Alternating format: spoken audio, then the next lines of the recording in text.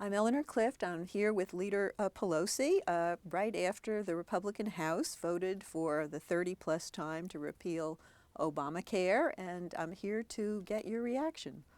Well, what is important about today, the takeaway from today, is what the Republicans want to take away from the American people, from children who no longer will be discriminated against because they have asthma or diabetes or another pre-existing condition, from young adults who are on their parents, can be on their policy until they're 26 years old. Take that away.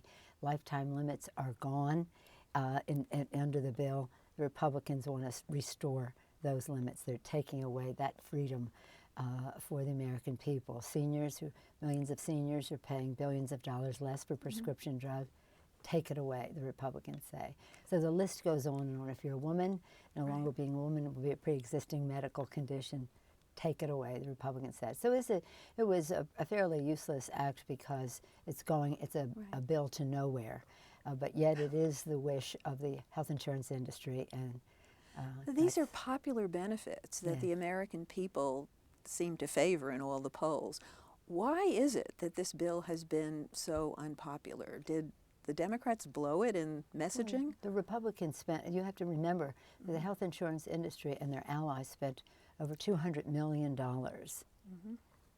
mischaracterizing the legislation. We were busy writing a bill, gaining compromise and the rest. They were putting, we could stop what we're doing and try to go raise $200 million. We don't have their special interest resources. But that was a characterization that is hard to undo. But now that the Supreme Court has acted, you see the momentum is with us. It's a big change in terms of public perception of the legislation. I think that will only get better as people enjoy their benefits. And probably 80 million Americans already are enjoying those benefits.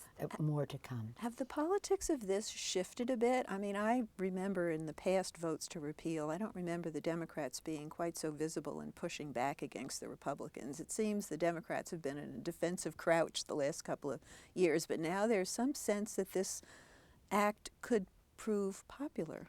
Well, I don't know that Democrats were in a defensive crouch. It's just that it was a waste of time to go through the motions.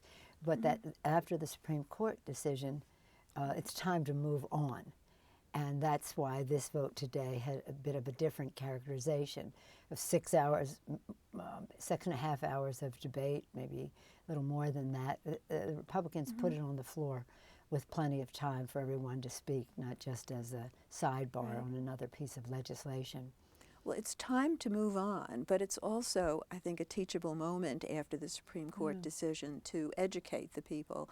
And I did a piece for the Daily Beast on the divide among Democrats as to whether more of an effort should be made to explain to the public what's in this bill, or whether it should be put basically on the sidelines the way the campaign seems to be doing. I frankly, from the inside, don't see it that way. I think our members were very enthusiastic. When the court decision came down, they were ebullient, and members who are no longer with us but who voted for the bill were all calling in and just being so joyful about the decision. And then today, our members were this last couple of days, very enthusiastic about protecting the protections that are there for the American people. I don't see a division among the Democrats. Now I can only speak for the House of Representatives. Well, on the campaign trail, the Affordable Care Act was part of why the Democrats lost the House in 2010. In districts around the country, do you think that the Affordable Care Act is either neutral or could even be positive? How is it going to play out this November? I think it's fairly neutral. I mean, I think the campaign is going to be all about jobs and the economy. But I don't subscribe to the idea that we lost the election because of health care. We lost the election because of 9.5% unemployment is a screen through which you cannot explain a health care bill or an environmental bill or anything else. People just want a job, and if you tell them, but for the actions of President Obama and the Democratic Congress, the unemployment rate would be 15%.